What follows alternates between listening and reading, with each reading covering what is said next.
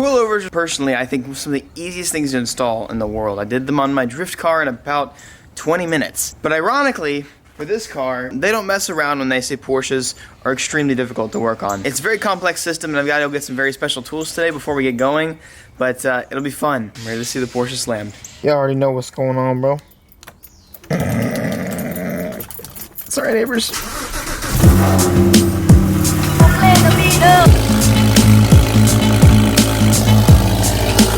Oh, hold up. We already know what the heck's going on, bro. I felt like purple today. I don't have any purple at the house. We have plenty of blues, reds, whites, but got the purple, and you already know. We all about them kolaches over here in Texas. Woo! This is the best right turn ever. Just go straight onto the highway, dude.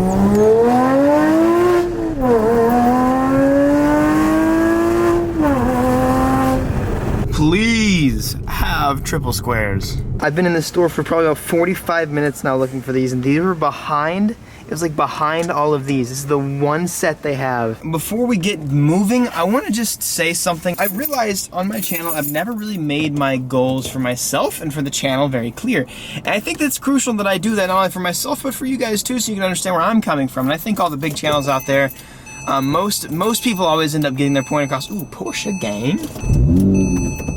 I just want to talk about my goals because I started YouTube off without any sort of goals, any sort of motives. And since that day, since day one, I have been kind of going along, just going with the flow, which is not necessarily a bad thing, but at the same time, it's really good to have goals for yourself. And I've always struggled with that. By the end of 2018, I want to have 100,000 people watching every video. Right now, I've got usually about 50 to 60, sometimes 40 to 50. Back in the summer, I had like 70 to 80, or 80 to 90. So I know it's possible. And then videos like this, or like videos that have something to do with drama or something like that, they always have like 100,000 or more views. I want 100,000 people out there in this world to regularly be excited about my content that I offer them every day. And I know personally, I've got a lot of work to do before I end up doing that. And I've got a lot of Monster to drink before I can get there. But especially with what I've got coming for you guys this year, I think it's going to be attainable. I'm not talking about 3 weeks in a row I get videos that have 100,000 videos and then they could drop back down to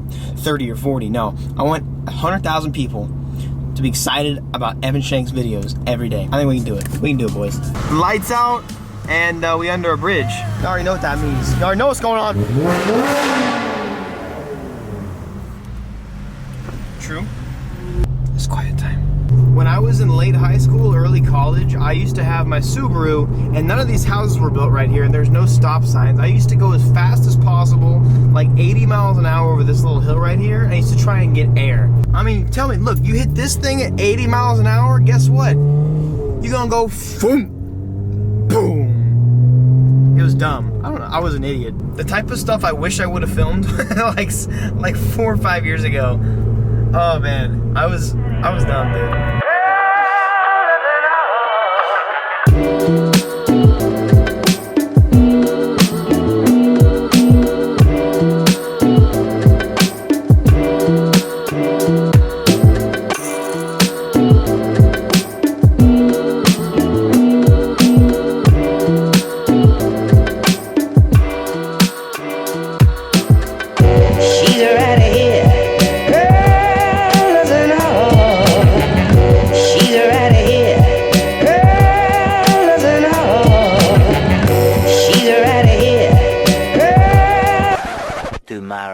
Good morning and welcome back. Let me just say, don't buy European cars, stick to Japanese because your life will be 1,000 times better. I'm on my way to my friend Cesar's garage. Huge shout out to him, he's gonna help me install the coilovers today because I literally just, after trying for hours and hours, I didn't have the tools. And I'm currently driving on Highway 635, which is the worst highway of all time. You think that you guys in Los Angeles have it bad? Nah. Try driving on 635 in rush hour. My God, it's scary. She's right here. Let's go, baby. It's time. It's finally time. So we are out here in Cesar's garage. Let me just show you around a little bit. I personally just want to show off his 240. Man, it's just so OG and classic and so sick, but so good. Here we go. So we finally got the fronts out, and we'll show you guys how to do them, but Cesar did a really good job of getting this out. It was pretty difficult, but there's the comparison of how the coilover looks next to the stock suspension, bro. This is about to be insane.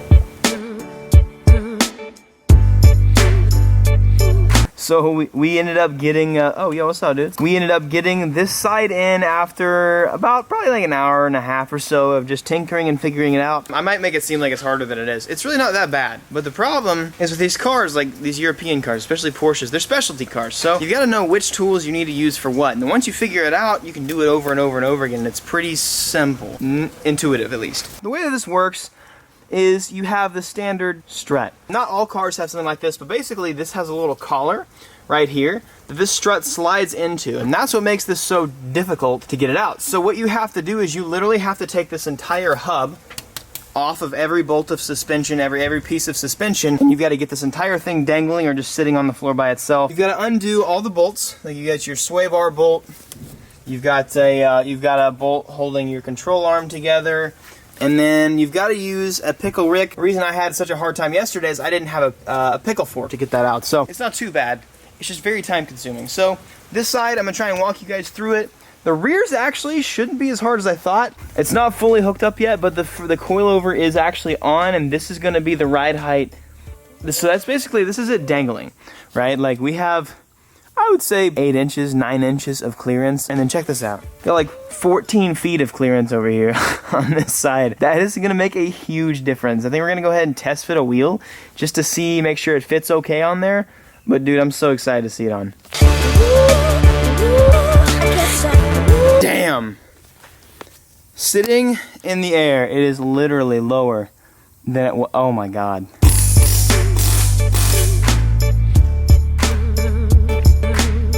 This is a pretty good place to stop so I can show you guys exactly what all you have to do. We had to undo this little piece. You have to undo the sway bar end link that goes through there that keeps that suspension in that little collar. You have to unplug a bunch of little bolts. You have to take this little bolt out to take this dust cover off. You have to use a pickle fork in there to get this out. And then you take that out right back there. And then the ball joint right in here, there's a big ass bolt under here that you got to take out as well, and then you got to use a pickle fork on that as well, and then it's just really complicated to push it over. You definitely need 2 people for this, but you just have to push it up while somebody pries it down, and then you obviously just undo these 3 from the top. So I'm trying to make it sound as easy as possible, but I actually think I'm the first person in the world that has made a how-to on suspension on these Porsches, so you're very welcome. You're very welcome.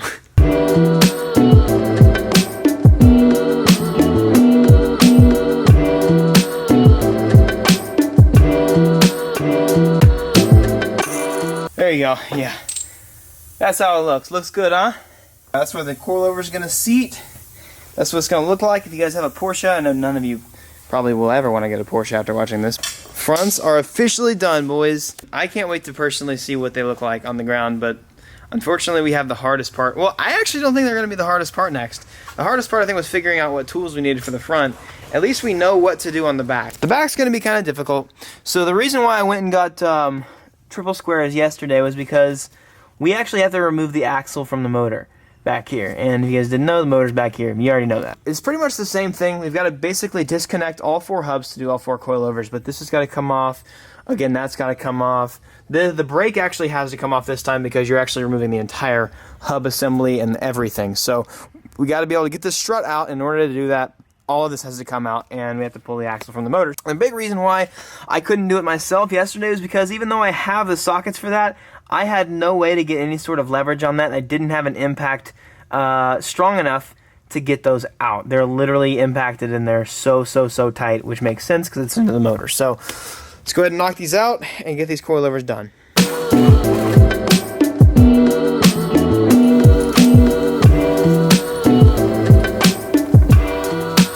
There you go, there's the hole. There's my hole. This is what it's gonna look like when you finally get the factory strut out. Brutal. We ended up having to take a bunch of stuff out. I'll show you a little bit more on the next side, but It wasn't that much worse. It was definitely harder to get it out of the collar because of, it was just, I don't know, for some reason it's hard to get out of the collar, but the fact that this is 17 feet tall on this does not really help, but we out here about to put them new coilovers in, and I could not be more excited. All right, y'all, look how sick this is. Look at where this one is dangling. Look where the brake rotor is right there. And look how low it is right here. That's the difference in suspension. That's how much lower that sits. That is crazy. So what we did essentially was we just took out where you adjust the toe from. We just took out that bolt so that we don't fudge this one up. We don't fudge up this with a pickle fork. We took out the axle from the CV joint, and then what else did we do? We took apart this, took all the sensors and stuff off, took the caliper off, and it was pretty good. The only thing that sucked was this was really hard to get out, and I will show you our struggles with that once we get to this point. Now that we got this hub off, we're gonna loosen this up with some WD, let it set there for a second, and then you just gotta basically wiggle this thing out of the collar, take this out, and then just slap this little boy back in there. Make it look like I'm doing something. Good. There it is, boys. All right, just make sure this thing doesn't fall now. This is probably heavy. This thing is going everywhere. Oh my god. Yeah, let's set the camera down. All right, this is what I wanted to film. So now we have to find a really creative way to basically get this, the hub and the lowest control arm connected. And the way we're gonna do that is I stand on this tire, we tie a rope to it, and we raise this up. And that should lower it enough to where we can put this on. It's a hassle. We gotta get it onto that little thing right there.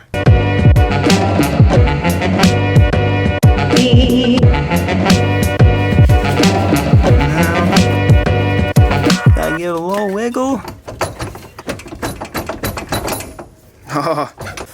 We just finished up the tops, dude. You know, I'm not gonna lie. I've done coilovers on a lot of cars before.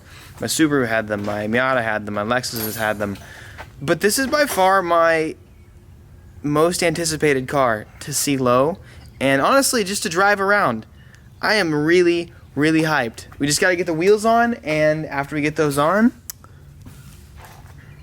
you might get your minds blown.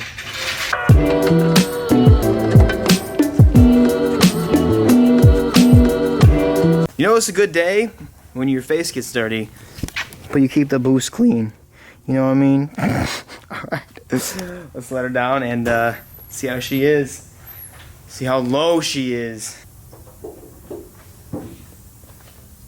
Oh my god.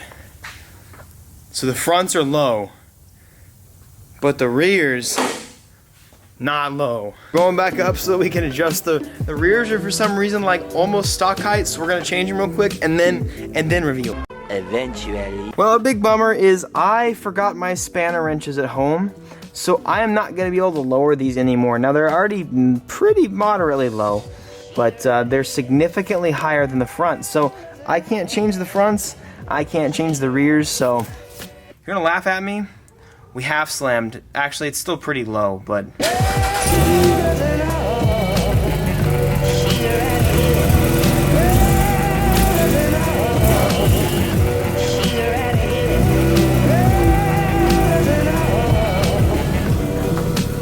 well, about that scraping life again.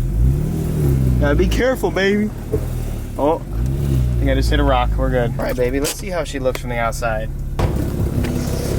The fronts are almost perfect. I would probably go maybe a little lower, but the rears, the rears are like a little lower than stock height. So you'll definitely see a video of me maybe making this whole thing a little bit lower, but let's go ahead and just give you a look at the front. Oh, this car looks so good from the front now.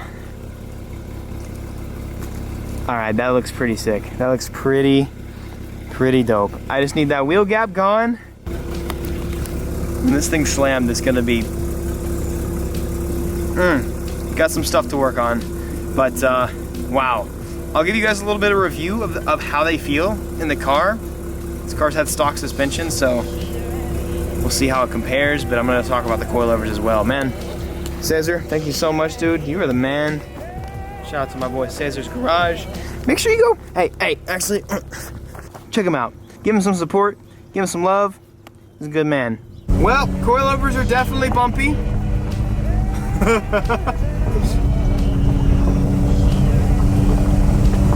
Oh my God.